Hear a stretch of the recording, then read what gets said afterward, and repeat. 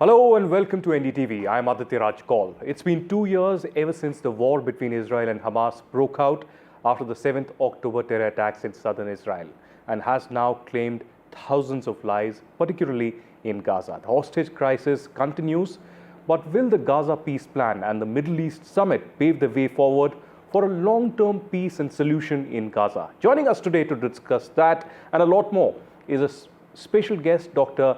Varsen Shahin, Minister of Foreign Affairs and Expatriates of the State of Palestine. Thank you very much, Minister, for joining us here exclusively on NDTV.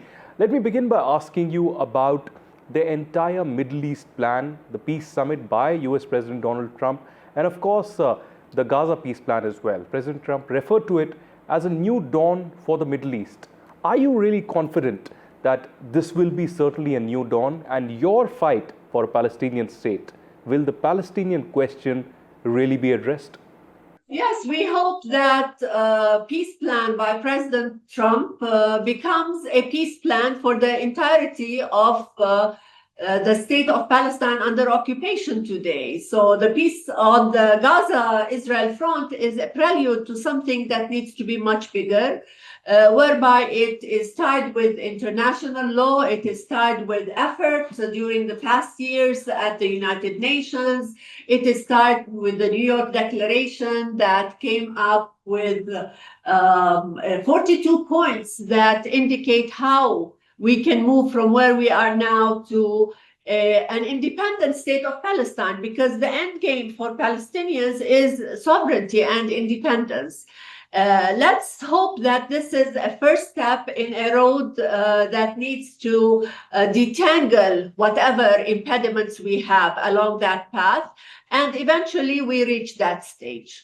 Palestine remains a core issue in the region, and as such, any move for the future needs to take that into consideration, because if the situation continues as is, then we are doomed to destabilization, not only in Israel, Palestine, or the Arab world, the region, but probably beyond that as well. So it's in the best interest to go to the root cause, that is of occupation, and a sovereign Palestinian state that lives in peace and security with its neighbor Israel. Minister, a very interesting development happened recently ahead of the UNGA session in New York.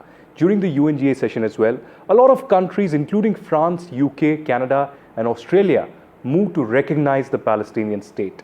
What is your view on this recognition? Does it advance the two-state solution, or does it risk becoming symbolic without a real territorial statehood substance of the creation of a Palestinian state? Well, recognitions are long overdue. Recognitions are enshrined in international law. The division of historic Palestine said two states.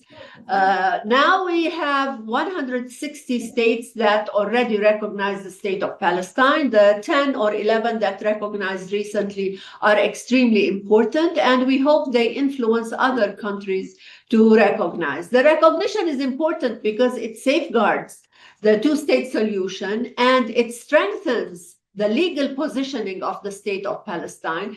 It also sends a very important message to the Palestinians on the right to self-determination. And it sends also a very important message to an occupier state that you cannot continue occupying a land and its people forever. This is just an illusion. So it safeguards the two-state solution. And it's not symbolic. Well, you heard the UN Secretary General recently also mentioning that the recognition of Palestine is the only way forward. In this context of the ongoing Gaza measures, what is Palestine's concrete timeline and strategy for moving beyond the Gaza-focused measures to fully relaunch a two-state solution roadmap? And do you think that this is really achievable? Yes, the two-state is the only viable solution. And all states of the world, including the United States, except for Israel, say that the two states is the most viable, and some countries are waiting for what is called the right time to recognize the state of Palestine. If we look at other options are not viable at all. So today, the New York Declaration said it very clearly. It is the two states, all countries that have endorsed the New York Declaration said that we will collectively and individually work towards materializing that state. So we hope that we garner more support towards that end because, as I said, it is the only viable solution. Minister, we've seen recently Prime Minister of Israel, Benjamin Netanyahu, rejecting the creation of the Palestinian state. I also tell you that yesterday I interviewed the Israeli Foreign Minister in New Delhi, and he told me that at this point in time, the creation of a Palestinian state is not a viable solution because it does not suit the security interest of Israel. How do you react to this, and how do you strategize and recalibrate your strategy on the kind of the statements that are coming in from the Israeli government? The Israelis are no two-staters. And they don't shy away from saying it. Benjamin Netanyahu, his cabinet, the Israeli policy at large is not a two-stater. In fact, they call for more annexation, and not just only on Israel, on the Palestinian front, but also beyond that, moving into infringing on the sovereignty of neighboring countries. This is a very well-known fact. And because of that, the world today more than ever needs to think about this very seriously and very carefully, because this colonialist, annexationist attitude is a big destabilizer in the region. And if we want security and prosperity in the region for all of its people, including the state of Israel, then we need to ensure that the two-state is respected and the rights of the Palestinian people are respected. Today we have the New York Declaration. We have over two-thirds of the world telling Israel that this is a no-starter. Your continuing occupation cannot hold much water any longer. And we will together, all of us, be working on materializing the two states through international law. Minister, one question also on the neutrality of US President Donald Trump. And the question is important because ever since he took charge as a US President for the second time earlier this year, we are seeing a deeply divided world. We are also seeing not just the tariff issue, but we are seeing an economic policies or the confrontations with Trump with different countries all across the globe. But in the context of Palestine, do you think that the roadmap to peace of Donald Trump is achievable and Trump can be a neutral actor? How much trust does the Palestinian government really have on Donald Trump? Well, it's about who can make a difference. And we know that President Trump is a maker. And if he wants to make a difference, he can. And we've seen it done elsewhere and on the Gaza front. I mean, when President Trump intervened, we have this peace agreement, albeit we would like to see it sustained. Because today there are attacks here and there, and the items in that agreement are not fully respected. But we hope that the initiative continues on forging peace, and we know that neutrality and impartiality is very important when it comes to Israel-Palestine, and the impunity with which Israel has been granted for a long time is what really gotten us where we are today. So we hope that the current US administration, with a genuine intent on forging peace, would take that impartial route and would take the interest of the two peoples, the Palestinians and the Israelis, and the respect for international law. Because what the Palestinians are asking is nothing above or below international law, but aligning with international law. Minister, you know, recently I was in Israel and I interviewed Benjamin Netanyahu, the Israeli president, just in August, a couple of months back. And while I was interviewing, of course, the war was underway. There were many deaths that were happening. There were clashes.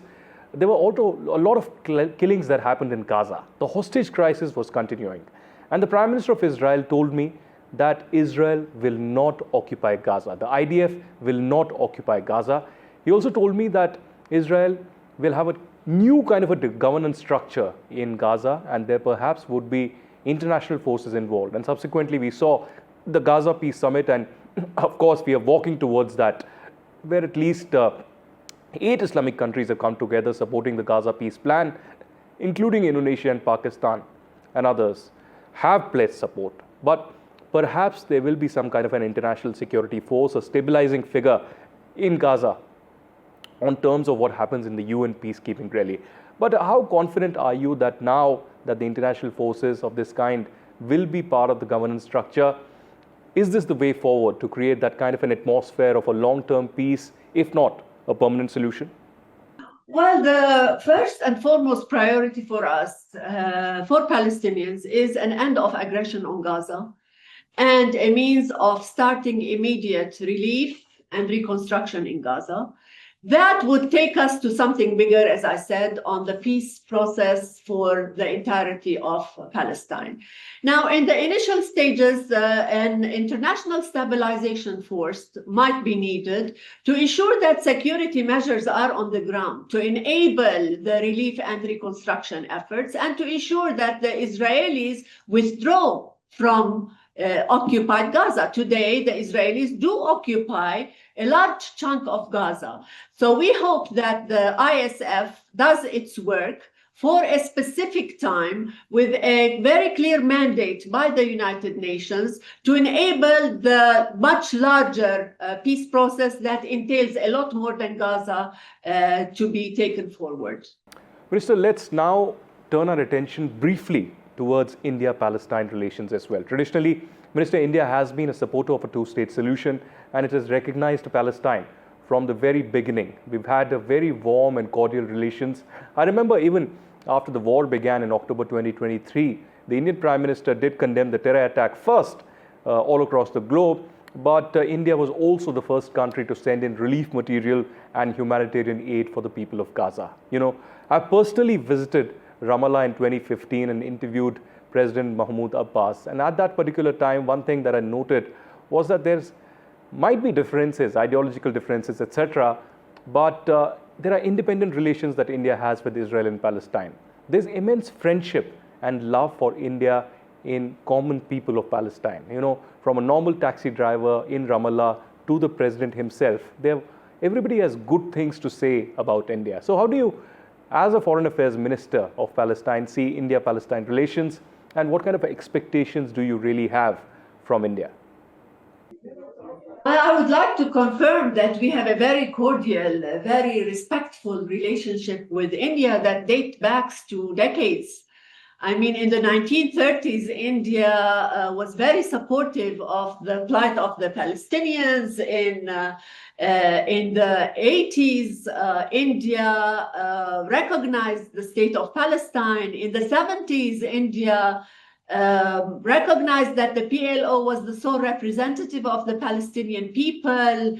In 1947, India did not approve of the division plan of historic Palestine. So our relationship dates back a long time. And we've seen India in support of resolutions on Palestine throughout many decades at the Security Council. And we've seen it very much in support of humanitarian assistance in Gaza now and development assistance throughout the years for the West Bank and Gaza. And there are many projects. If we go out in Ramallah or elsewhere in the West Bank today, we see projects that have been developed with assistance by India. There was a lot of input in IT, in women's affairs, in education, in healthcare. And we expect that India will continue this assistance because it is a friend of the Palestinian people and understands that if Palestine wants to be on par with other countries of the world, it needs this kind of assistance, especially now. Now we expect that to continue, and we expect that India will have an input, a large input in the reconstruction of the Gaza Strip. Well, Minister, that was going to be my next question. You know, Prime Minister Narendra Modi from the very beginning, in fact, has spoken about Palestine and helped the people. But do you think that India can play a significant role in the reconstruction of Gaza? Because Prime Minister Modi from the very beginning, in fact, has said in 2022 in Indonesia during the G20 summit that this is not an era of war. He also had later said that these solutions cannot be found in the battlefield. This, of course, he said in the context of the Russia-Ukraine war, but the same applies in the Israel, Gaza, and the Hamas context as well. So how do you see India's increasing role in the reconstruction of Gaza? What kind of practical role or help can New Delhi really give in the reconstruction of Gaza or to the Palestinian government? His comments are very correct. I mean, you don't solve issues in the battlefield. And we know this from history. In the final analysis, you need people to sit around tables and make peace. It's very easy to make the wars, but it is more difficult to make peace. And we need courageous people to embark on a peace process. And this is what we expect. The Palestinian Authority wants the Palestinian issue to be solved at the UN, to be solved around the table through negotiations, and India can help push in that direction. In terms of the input in the future, the Palestinians have a plan, an agenda for relief and reconstruction, and this agenda was endorsed by the Arab world, by the Islamic world, by the world at large. And India can look at where it has a niche. What best can India offer? And I'm sure there will be various areas in which India can be very productive. And in that sense, see what priority areas suit the interests of India and try to participate in that regard. Well, Minister, I also spoke to your ambassador in New Delhi. I've been meeting him regularly, and recently he said something very interesting that, and one of these videos also went viral in Kerala, if I'm not wrong. And he said that India's relations with Israel and Palestine are independent of each other. So what are your comments? Do you see these comments independent? Because there's been a lot of social media commentary. There's a lot of criticism that comes in way of India when India and Israel sit together. In fact, yesterday we had the foreign ministers of India and Israel speaking together in New Delhi, having a bilateral conversation. But how do you see the nature of this independent relation that India has with Israel and Palestine, and do you support this kind of effort of New Delhi for both these countries, strategic partnership but independent relations? Well, of course, India is a sovereign country and it has the right to decide on its foreign policy the way it wishes. But I'm sure also India looks at aligning with international law, aligning with the rights of the people to self-determination, respecting the rights of the Palestinian people, empowering the Palestinian people to have their own country. So in that sense, you can speak with Israelis, of course, and you can continue your relationship with the Israelis, but at the same time ensuring and influencing the Israelis that the right course to be taken is towards ending occupation and respecting the rights of the Palestinian people for their country as enshrined in international law. So we have no problem, because the issue is not about delegitimizing Israel. It's about legitimizing Palestine. And if Palestine is legitimized, Israel can continue to live in peace and security and can have, prospering relations with all countries of the world. But that needs a conducive environment whereby all countries of the region are respected and their sovereignty is respected. Minister, now I have just last two questions in this interview for you. One, of course, I have to ask you this, that there's been, enormous levels of killings in Gaza. A lot of innocents have died in the process of Israel targeting the Hamas terror group. And of course, there are human rights violations that are spoken about. In many cases, there are innocents that have killed, as I said. But on the other side, the Israeli government and the Israeli side says that we can consider history, but the entire attack also began on the 7th of October, when the terror attack happened in southern Israel, killing 1,200 innocent people. It was an attack against the Jewish state, it was an attack against Israel, and it was against the Jews.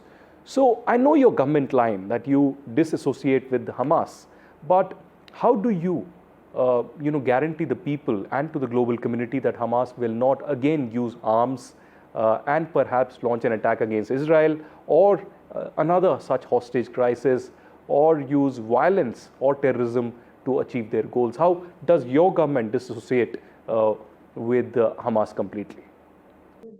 First of all, I'm sure you appreciate that this did not start on October 7th.